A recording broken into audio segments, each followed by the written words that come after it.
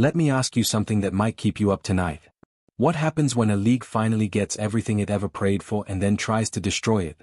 Because that's exactly what we're watching unfold right now in the WNBA. And I'm not being dramatic, I'm being precise. Caitlin Clark walked into this league with the weight of $1 billion future on her shoulders. She brought the cameras. She brought the sponsors. She brought the casual fans who had never watched a single WNBA game in their entire lives. She did what 28 years of marketing campaigns, celebrity endorsements, and desperate pleas for relevance could never accomplish. She made people care. And how did the league respond? Not with open arms. Not with a thank you card. Not with a championship parade of gratitude. No. According to Stephen A. Smith, one of the most connected, most outspoken voices in all of sports media, the reaction from the top has been something far more troubling, far more revealing, and far more dangerous for the future of women's basketball. See, there's a new Caitlin Clark commercial making waves right now. You've probably seen it. The production value is elite. The messaging is powerful. The star power is undeniable. This isn't some local car dealership spot or a regional grocery chain placement. This is prime-time national A-list advertising that positions Caitlin Clark exactly where she belongs as the face of something bigger than basketball.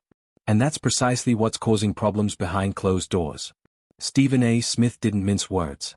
He laid out on national television confirming what many of us have been whispering about for months.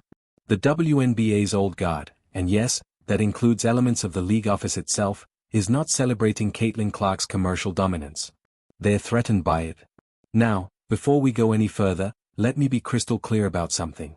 This isn't about creating division. This isn't about pitting players against players or tearing down a league that desperately needs support. This is about telling the truth because the truth is the only thing that can actually fix what's broken. And something is very, very broken. Caitlin Clark signed a Nike deal with a reported $28 million over 8 years. That's the largest footwear contract in the history of women's basketball. Period. Full stop. She's got State Farm. She's got Gatorade. She's got Wilson. She's got Xfinity. The list keeps growing and every single one of those brands chose her for the same reason. She moves the needle like nobody else in this sport. The 2024 WNBA season saw television ratings explode. Games featuring the Indiana Fever drew audiences at tripled, sometimes quadrupled the league average. The All-Star Game, record-breaking viewership. Regular season matchups that would normally fly under the radar suddenly became must-see television all because of one player. And here's where it gets complicated. When one player becomes bigger than the league itself, there are only two ways to respond. You can either embrace that player, build around her, and use a rising tide to lift every single boat in the harbor. That's the smart move. That's the business move. That's what the NBA did with Michael Jordan, LeBron James, and Stephen Curry. Or you can do what the WNBA appears to be doing. You can resent her. Stephen A. Smith has been sounding the alarm for months now after the Chindy Carter incident. He went on air and called out the league for failing to protect its biggest asset. He didn't hold back. He said the WNBA was blowing it. He said the jealousy was palpable. He said the establishment was more interested in preserving the old hierarchy than building a new dynasty. But what he revealed about the reaction to Caitlin Clark's latest commercial takes this to an entirely different level. Because now we're not just talking about players on the court. We're not just talking about hard fouls and trash talk and competitive tension. We're talking about the commissioner's office. We're talking about the people who are supposed to be steering the ship toward prosperity, actively looking at their greatest asset with suspicion instead of celebration. And that raises a question that everyone in WNBA fandom needs to be asking right now. If the league itself doesn't want Caitlin Clark to succeed, then who exactly is running this organization? And what do they actually want? The answer might shock you. Let's rewind for a second. Because to truly understand the magnitude of what's happening right now, you need to understand what the WNBA has been fighting against for nearly 3 decades. This league was born in 1996, 28 years ago. And for most of that existence, it has been treated like professional sports' awkward stepchild. Underfunded, undermarketed, undervalued at every single turn. Players were making salaries so low that most of them had to play overseas during the off-season just to make ends meet. We're talking about elite professional athletes, Olympians, world champions, the best in the world at what they do. Flying to Russia, Turkey, and China to supplement incomes that wouldn't even cover mortgage in most American cities. The average WNBA salary as recently as 2020 was around $130,000. Compare that to the NBA's average of over $9 million. The disparity was staggering, embarrassing, and for years, the league pointed to one thing as a reason. Nobody was watching, and that wasn't entirely wrong. For years, WNBA games struggled to crack 500,000 viewers on national broadcasts. Some games barely hit six figures. The championship finals, the biggest stage in women's professional basketball, would often draw fewer eyeballs than a random Tuesday night college football game between two unranked teams. Sponsors didn't want in. Networks didn't prioritize coverage, and the cultural conversation around the WNBA was dominated by one exhausting question that players were sick of answering. When will women's basketball finally break through? Year after year, the same talking points recycle themselves. The league needs a superstar. The league needs a rivalry. The league needs a moment, something to capture the public's imagination and refuse to let go. They waited and waited and waited. Then Caitlin Clark happened. Not gradually, not slowly building over multiple seasons.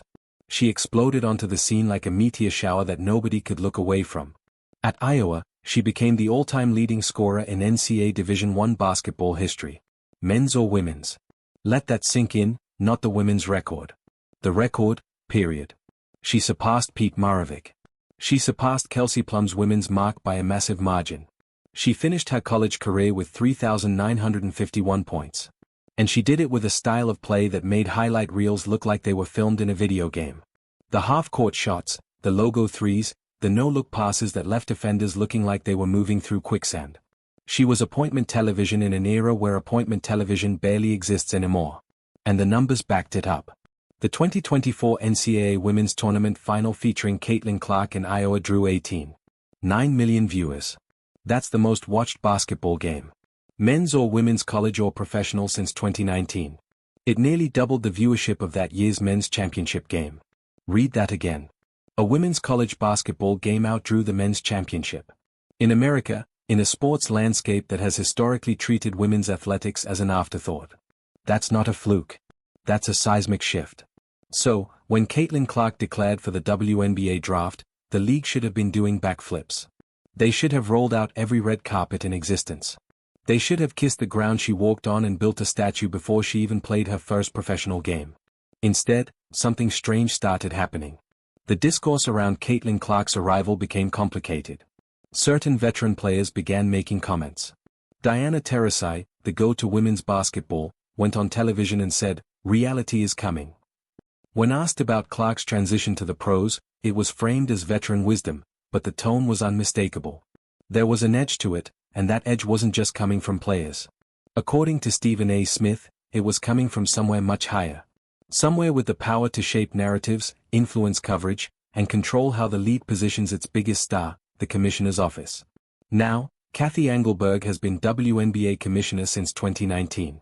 She came from Deontay where she served as CEO, the first woman to lead a major accounting firm in the United States. Her business credentials are impeccable.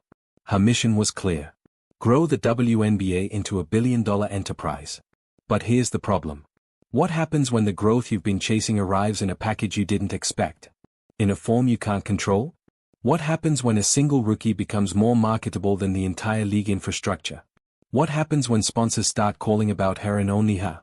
That's the tension Stephen A. Smith has been exposing, and it's about to get much more intense.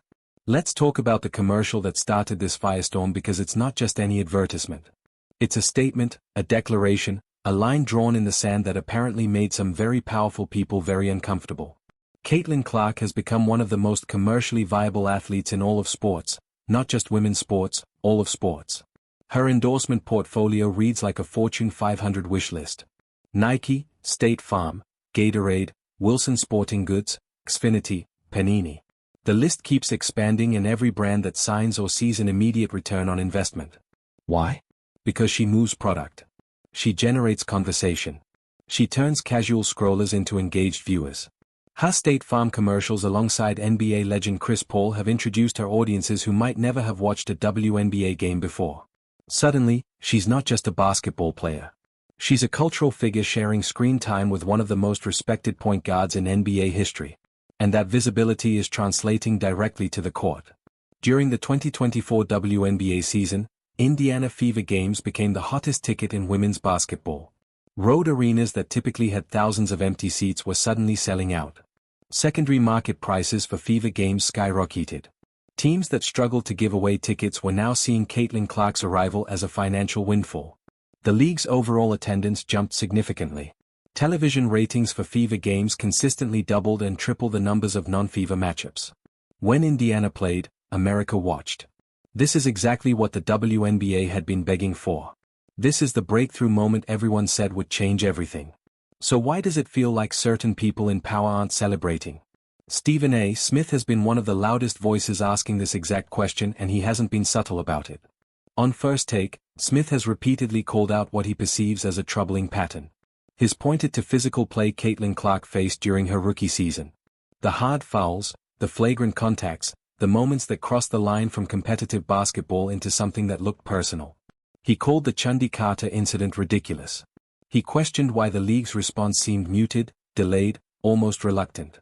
He asked why the WNBA wasn't doing more to protect a player who was single-handedly transforming its visibility. And then he went further. Smith suggested that the resentment toward Caitlin Clark wasn't just coming from players who felt overlooked. It was systemic.